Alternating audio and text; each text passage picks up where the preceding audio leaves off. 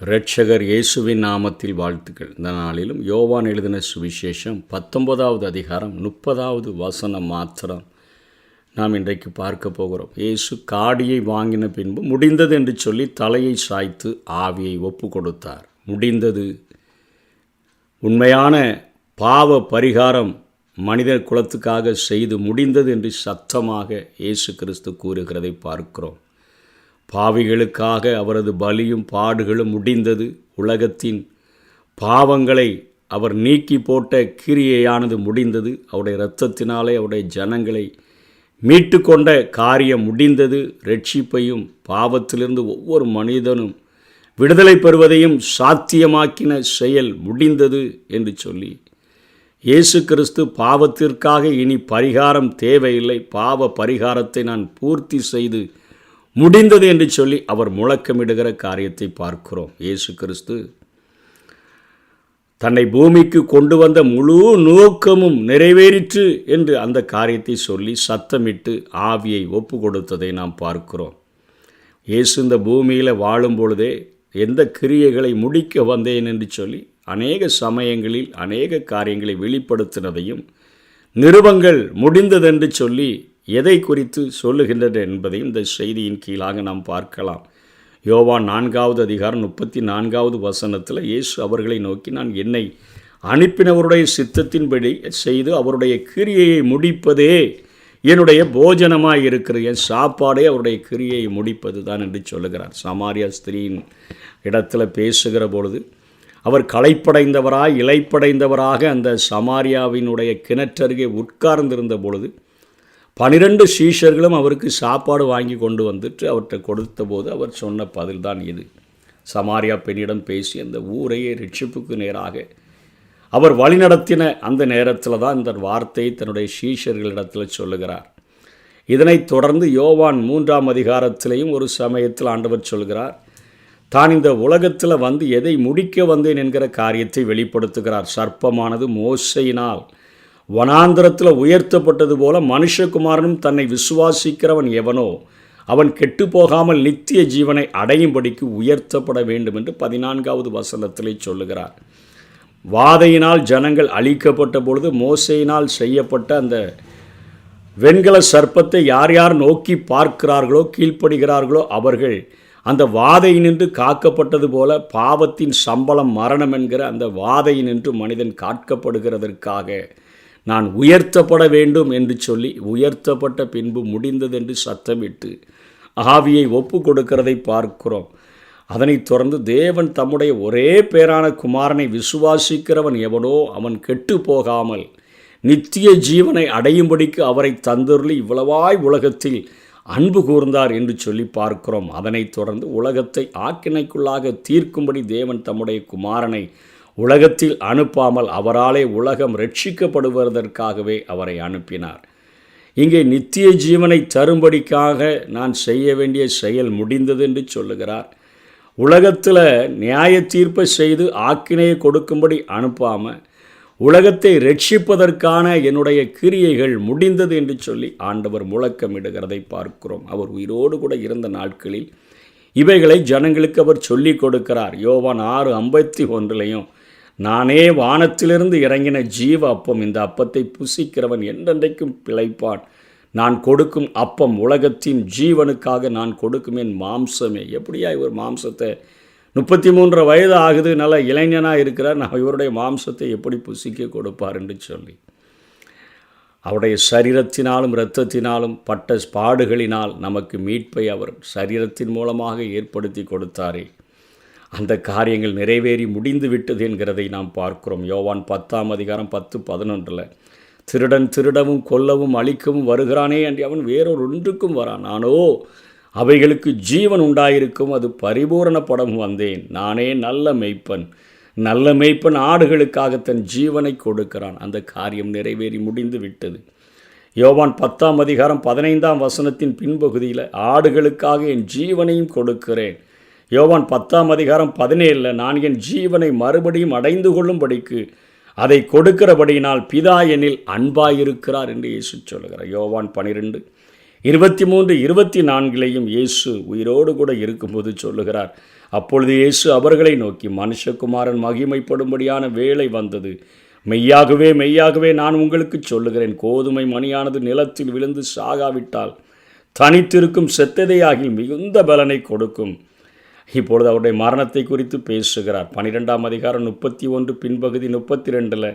இப்பொழுதே இந்த உலகத்தின் அதிபதி புறம்பாக தள்ளப்படுவான். நான் பூமியிலிருந்து உயர்த்தப்பட்டிருக்கும் போது எல்லாரையும் என்னிடத்தில் இழுத்து கொள்ளுவேன். மோசையினால் உயர்த்தப்பட்டது போல நான் உயர்த்தப்படுவேன் என்கிற காரியத்தை அவரை நோக்கி பார்க்கிற பாவிகள் மனம் திரும்ப முடியும். அந்த கிரியைகளை செய்து முடித்து விட்டேன் என்று தான் சிலுவையில் முழங்குகிறதை பார்க்கிறோம். யோவான் 17:4 பூமியிலே நான் உம்மை மகிமைப்படுத்தின, நான் செய்யும்படி நீர் எனக்கு நியமித்த கிரியைகளை செய்து முடித்தேன். 18:11 யோவான் பின்பகுதியில், பிதா எனக்கு கொடுத்த பாத்திரத்தில் நான் பானம் பண்ணாது இருப்பேனோ என்று சொல்லி அங்கே ஜெபித்து விட்டு வரும்பொழுது உலகத்தினுடைய அத்தனை பாவத்தையும் சுமத்தப்பட்ட அந்த பாத்திரத்தை கைகளிலே வாங்கி ஆண்டவர் சொன்ன பதில்தான் இது. மத்தேயு 20:28 அப்படியே மனுஷகுமாரனும் ஊழியம் கொள்ளும்படி வராமல் ஊழியம் செய்யவும் அநேகரை மீட்கும் பொருளாக தம்முடைய ஜீவனை கொடுக்கவும் வந்தார் என்கிற காரியங்கள் செய்து முடித்து விட்டதென்று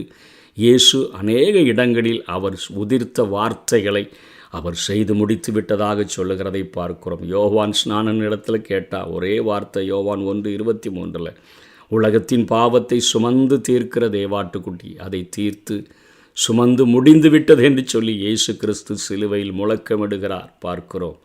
அதனைத் தொடர்ந்து புதிய ஏற்பாட்டில் வேறு ஆசிரியர்கள் வேறு வார்த்தைகளில் கூறுறாங்க. ரோமருக்கு பவுல் எழுதுகிற நிருபத்தில் 3ஆம் அதிகாரம் 26வது வசனத்தில், கிருபாதார பலியாக எல்லாருக்காகவும் நாம் பாவிகளாக இருக்கையில் அவரை ஒப்பு கொடுத்தார் என்று எழுதுகிறார். இயேசு கிறிஸ்துவினுடைய இரத்தத்தை பற்றும் விசுவாசத்தினாலே பலிக்கும் கிருபாதார பலியாக அவரை ஏற்படுத்தினார். எந்த காசும் கொடுக்க வேண்டியதில்லை, எந்த விலக்கிரயமும் மனிதன் செலுத்த வேண்டியதில்லை. மனிதன் பெருமையில் அதைத்தான் ரொம்ப தூரம் நடந்து நான் அவருக்கென்று என்னுடைய பாவ நிவர்த்தி செய்ய வந்திருக்கிறேன் என்று சொல்லுகிறான். சரீரத்தை காயப்படுத்துகிறான், குத்துகிறான்.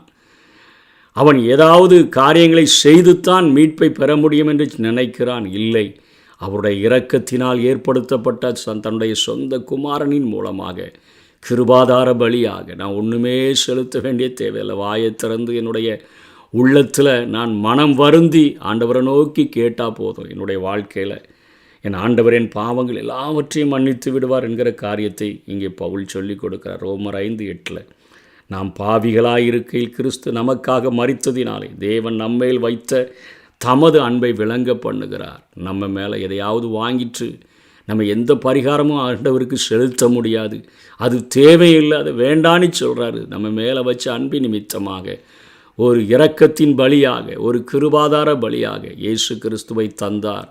அதற்காக தான் இயேசு இந்த பூமிக்கு வந்தார் என்று பவுல் சொல்லுகிறதை பார்க்கிறோம். 1 கொரிந்தியர் 15:3 பின்பகுதியில், கிறிஸ்துவானவர் வேத வாக்கியங்களின்படி நமது பாவங்களுக்காக மரித்து சும்மா எதற்காக வந்தார், ஏதோ போதனை பண்ணார், அவரை சிலுவையில் ஏற்றி கொண்டுட்டாங்கன்னு அல்ல, நமது பாவங்களுக்காக மரித்து 2 கொரிந்தியர் 5:15-19 இந்த 2 வசனங்களிலும் அவர் எல்லாருக்காகவும் மரித்தார் என்று நிதானிக்கிறோம் என்று பவுல் எழுதுகிறார். அதென்னவெனில் தேவன் உலகத்தாருடைய பாவங்களை எண்ணாமல் கிறிஸ்துவுக்குள் அவர்களை தமக்கு ஒப்புரவாக்குதலின் உபதேசத்தை எங்களுக்கு ஒப்புவித்தார். என்ன, நம்முடைய அக்கிரமங்களை நமக்கும் தேவனுக்கும் நடுவாக பிரிவினையை உண்டாக்குது. நம்முடைய பாவங்களை அவருடைய முகத்தை நோக்கி பார்க்க முடியாதபடிக்கு அவருடைய முகத்தை நமக்கு மறைக்கிறதே. நமக்கும் தேவனுக்கும் இடையில் இருந்த பகையை இயேசு கிறிஸ்துவின் மூலமாக பிதா அதை பலியாக செலுத்தினபடியினால் தன்னுடைய சொந்த இரத்தத்தை கைகளிலே ஏந்தினவராக இயேசு பிதாவின் சமூகத்தில் நிற்கிறபடியினால் தம்மோடு கூட அந்த பகையை மறந்து பகையை மாற்றி நம்மை தேவனுக்கு ஒப்புரவாக்குகிற காரியத்தை அங்கே செய்து முடித்தார். அந்த ஒப்புரவாக்குதலின் ஊழியத்தை தான் இன்றைக்கு ஊழியர்கள் செய்கிறார்கள். ஜனங்களின் பாவங்கள் தேவனுடைய முகத்தை மறைக்கிறது. மனம் வருந்தி சுவிசேஷத்தை விசுவாசித்தால் பாவங்கள் மன்னிக்கப்பட்டு அவர்கள் தேவனிடத்தில் ஒப்புரவாக முடியும் என்கிறது தான் ஊழியமே. அந்த காரியத்தை குறித்து அவர் இயேசு கிறிஸ்து செய்து முடித்து விட்டார் என்று பவுல் பேசுகிறார். எபேசியர் 5:2 முன்பகுதியில், கிறிஸ்து நமக்காக தம்மை தேவனுக்கு சுகந்த வாசனையான காணிக்கையாகவும் பலியாகவும் ஒப்பு கொடுத்து நம்மில் அன்பு கூர்ந்தது போல நீங்களும் அன்பிலே நடந்து கொள்ளுங்கள். கொலோசியர் 1:20-22 வரையிலும் அவர் சிலுவையில் சிந்தின இரத்தத்தினாலே சமாதானத்தை உண்டாக்கி பூலோகத்தில் உள்ளவைகள் பரலோகத்தில் உள்ளவைகள் யாவையும் அவர் மூலமாய் தமக்கு ஒப்புரவாக்கி கொள்ளவும் அவருக்கு பிரியமுண்டாயிற்று. அந்த காரியங்கள் தேவனோடு கூட ஒப்புரவாகிற காரியங்கள், பரலோகத்தில் உள்ளவைகள் பூலோகத்தில் உள்ளவைகள் எல்லாம் ஒப்புரவாகிற காரியங்களை இயேசு கிறிஸ்து செய்து முடித்து விட்டார். முன்னே அந்நியராயும் துர்க்கிரியர்களினால் மனதிலே சத்துருக்களாயும் இருந்த உங்களையும் பரிசுத்தராகவும் குற்றமற்றவர்களாகவும் கண்டிக்கப்படாதவர்களாகவும் தமக்கு முன் நிறுத்தும்படியாக அவருடைய மாம்ச சரீரத்திலே அடைந்த மரணத்தினாலே இப்பொழுது ஒப்புரவாக்கினார் என்று பவுல் எழுதுகிறார். 1 தீமோத்தேயு 1:15 பாவிகளை ரட்சிக்க கிறிஸ்து இயேசு உலகத்தில் வந்தார் என்கிற வார்த்தை உண்மையும் எல்லா அங்கீகரிப்புக்கும் பாத்திரமானது. அவர்களில் பிரதான பாவி நான், என்னை ரட்சிப்பதற்காக, என்னை வாக்குவதற்காக, அக்கிரமத்திலும் பாவத்திலும் மரித்து போய் தேவனுக்கு பகைஞனாயிருந்த என்னை கிருபாதார பலியாக தன்னை ஒப்பு கொடுத்து அவரோடு கூட ஒப்புரவாக்குகிற கிரியையை செய்து முடித்தார் என்று பவுல் கற்றுக் கொடுக்கிறார்.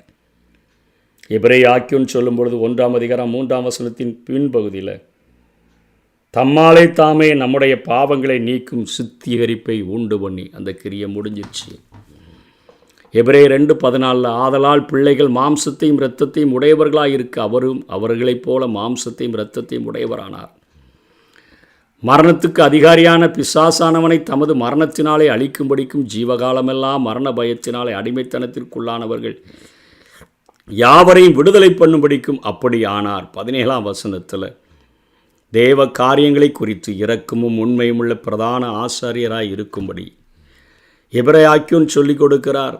அவர் பிரதான ஆசாரியனாக, மகா பிரதான ஆசாரியனாக, மெல்கிசதேக்கின் முறைமையின்படி ஆசாரியனாக அவர் மாற்றப்பட்டிருக்கிறார். தன்னுடைய சொந்த இரத்தத்தை கைகளிலே ஏந்தி செல்கிற பாக்கியத்தை பெற்றிருக்கிறார். அந்த கிரியை செய்து முடித்து விட்டார் என்று சொல்லுகிறார். அவர் மகா பரிசுத்த ஸ்தலத்தில் பிரவேசித்து நித்திய மீட்பை உண்டு பண்ணினார் என்று எபிரேயர் 9:12 சொல்லுகிறார். நித்திய ஆவியினாலே தம்மைத்தாமே பழுதற்ற பலியாக ஒப்பு கொடுத்தார் என்று 14 சொல்கிறார். 15 பின்பகுதியில் புது உடன்படிக்கையின் மத்தியஸ்தராக இருக்கிறார் என்று சொல்லுகிறார். எபிரேயர் 10:10 இயேசு கிறிஸ்துனுடைய சரீரம் ஒரே தரம் பலியிடப்பட்டதுனால அந்த சித்தத்தின்படி நாம் பரிசுத்தமாக்கப்பட்டிருக்கிறோம், வேறு பலிகளை தேவையில்லை என்று சொல்லுகிறார்.